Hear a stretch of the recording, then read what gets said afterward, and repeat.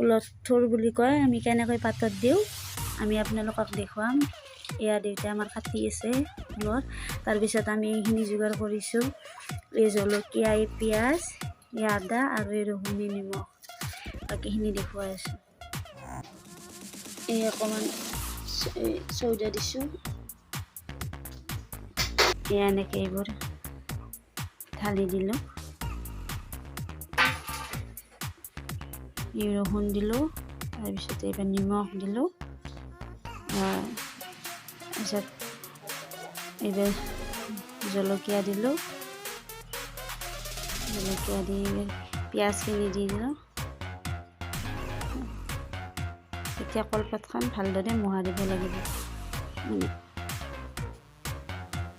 চাওক, আপোনালোকে যদি আপোনালোকে কৰিব পাৰে। ইয়াতে আকৌ ধনিয়াৰ পাত দিব, ধনিয়াৰ পাত আনি আছে।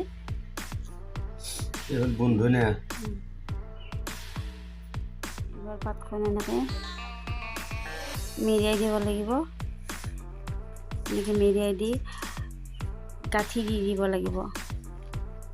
গাঁঠি দি জুইত দি দিব লাগিব। এতিয়া জুই জ্বলাম। এতিয়া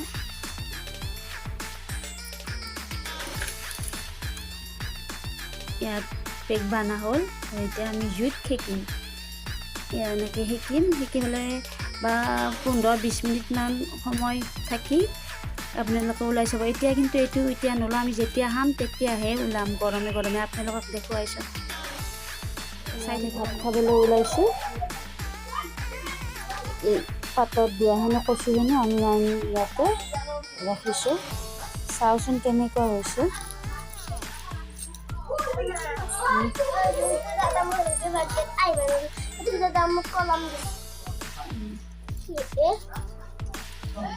হৈ গৈছে, চাওক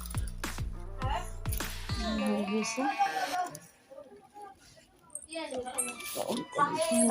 হৈ গৈছে এনেকৈ দিয়ে।